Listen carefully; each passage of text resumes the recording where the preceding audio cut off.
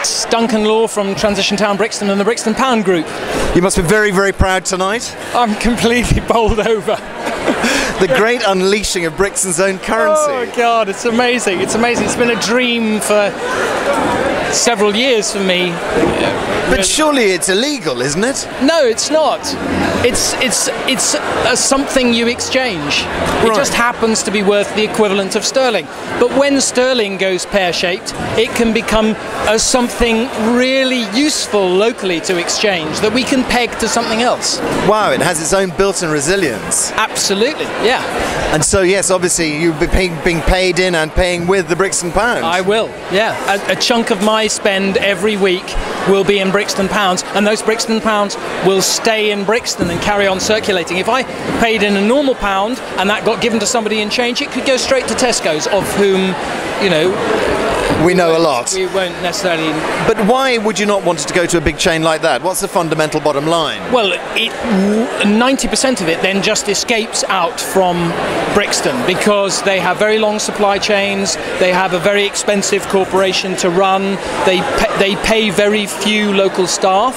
They do a very staff lean operation, and they are not responsive to local need other than in a purely mechanical, reward card way. And they can't do the adaptability that we are going to need. They can't do the local interconnections that we are going to need into the future.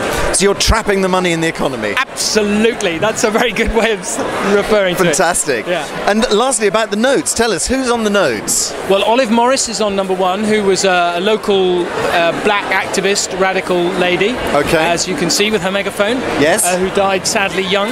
Okay, then we have the 5 up here. Then we have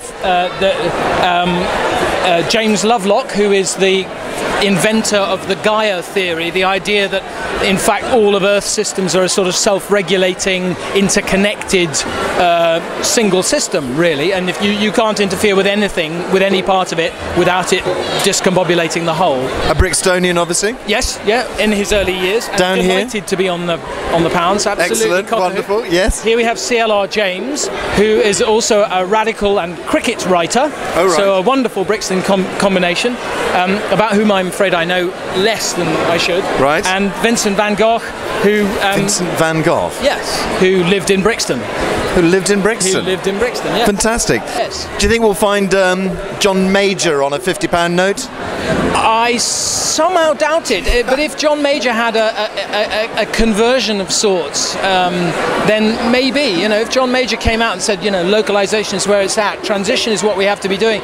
But for all the Conservative parties, great words, and they are leading the argument in areas, and they have, galvanised a lot of stuff over the last few years.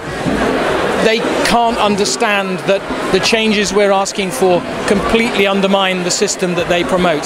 Capitalism, the growth economy more correctly, is a physical impossibility. So we really should be looking around for alternatives. And the resilience economy, the need economy, the interconnected local economy is the economy of the future. It's inevitable. And this is the feeling here tonight. It's community coming together. I think so, yeah. Isn't it fantastic? And there's a really good smell coming from the hall as well. I think it's time to eat and pay in Brixton Pounds. Yeah. Thank you very much. It's a pleasure. And congratulations Thank you as very well. much. Thank you. Well done, Duncan. My name is Tim Nichols. I'm the project manager for the Brixton Pound. You must be very proud tonight. This is exciting. I mean, obviously, as I said on stage, we've had a vision to kind of create this new currency for Brixton, and now it's coming true. So it's amazing. A culmination of how much work and how long has it taken? Well, I mean, we've had at least 8 core members, and it's taken over a year, and all of us have put in weekly meetings for that entire period, usually 3 hours per meeting. So I mean, we've definitely done a lot of time in. Fantastic. And I was just saying to Duncan, surely what you're doing is illegal. No, not even close, actually. I mean, it's just they're investing in, it's like a voucher, I mean, they're buying something that they can then spend at these businesses that accept it. Anything can be used as money as long as the businesses will take it.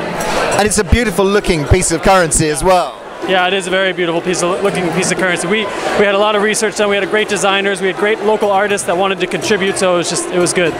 And how is it secure?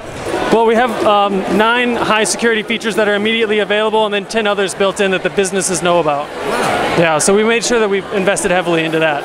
Very good. So nobody's about to start making their own currency. It wouldn't be worth it for them, basically. I mean, there's mainly 1s and 5s out there. The 10s and 20s aren't so much in circulation. Yeah. And so that basically would put them off, not to mention all the security features they'd have to get around. Fantastic. Congratulations. Well done to him.